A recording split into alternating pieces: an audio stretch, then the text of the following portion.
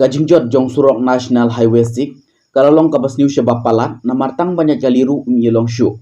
Usurok National Highway 6, ubade usurok biya ilang basaw tiliki jela, kata Meghalaya, Assam, Tripura, bat Mizoram, bat bukut hadu hajan ka border India bat kan Myanmar. Halor kane kajingjot jong surok National Highway 6, kinong syung kana thanarpu, kilaki hadu sausin na banta une usurok.